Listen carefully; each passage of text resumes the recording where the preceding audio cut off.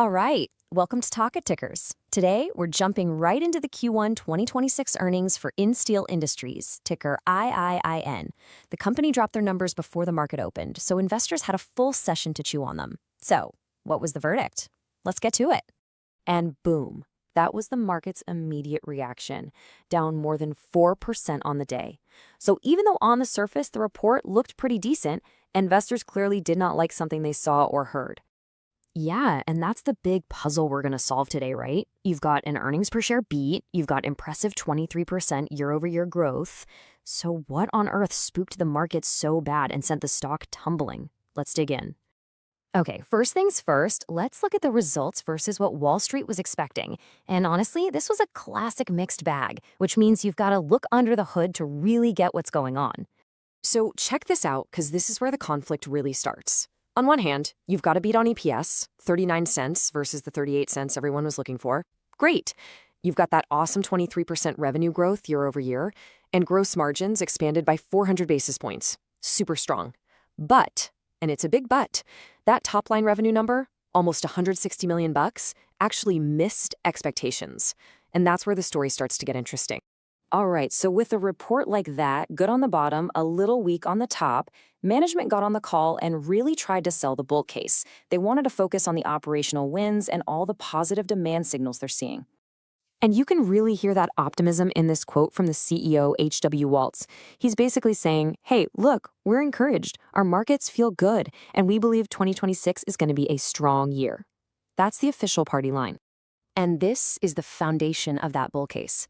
Management laid out a few key drivers. 1, demand from non-residential construction is still going strong.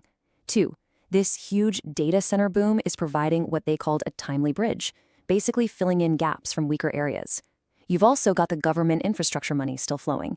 And on top of all that, they're getting better pricing and successfully pushed through price increases in January. Sounds pretty good, right? Well, yeah, but that's not the whole picture, is it? Despite all that confidence from the C-suite, investors looked right past those positive drivers and honed in on some pretty big risks hiding underneath. Let's break down what they saw. The bear case, the reason for that stock drop, really starts with this number right here, $34.5 million. That's how much their inventory grew in just one quarter. Now, for a company doing about $160 million in sales, that is a huge build, and it was a massive red flag for the market. So you gotta ask, why did this happen? And this is key. It wasn't just some accident. It was a strategic move they were kind of forced into. See, the domestic supply of their raw material, wire rod, is super tight right now. So Insteel had to go overseas to buy it. And when you buy internationally, you have to place much larger orders, which means a ton of cash gets tied up in inventory just sitting there. That puts a real squeeze on your working capital. And this slide right here, this is the whole story in a nutshell. It's a tug-of-war. On one side, you have these powerful tailwinds, infrastructure spending, the data center boom, prices going up. But pulling just as hard in the other direction are the headwinds, cheap imports putting pressure on prices, those domestic supply problems we just talked about, and this lingering uncertainty around steel tariffs. At the end of the day, investors looked at this fight and decided the risks were just too high for right now. Okay, so that's the rundown of Q1. Now let's do what we do here at Talk Tickers. Let's look ahead. What does all this mean for the next quarter? This is our take. The next call. All right, after weighing everything, the good and the bad, we're slapping a market perform rating on Insteel. Look, the company is doing a lot of things right, but they're caught in this really tough macro environment that's probably going to put a lid on the stock for a little while. And here's how we get there. It's a 4-step thesis. Step 1, there's a solid floor here. That demand from data centers and infrastructure, it's real, and it's not going anywhere.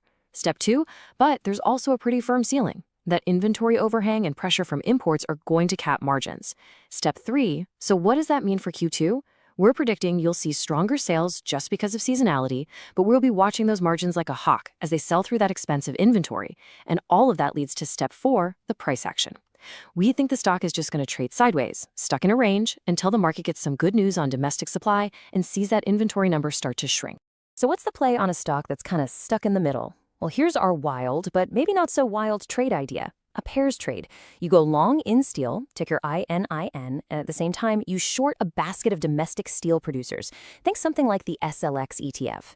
Now, here's the logic. Insteel's biggest headache right now, having to buy raw materials overseas, could actually become its secret weapon. If the U.S. supply chain gets even worse, the pure-play American mills are going to get hit way harder. This trade is a bet that Insteel's global sourcing gives it an edge to outperform the rest of the sector while still cashing in on that strong end-market demand. And of course, we have to end with this, and it's really important. This is not financial advice.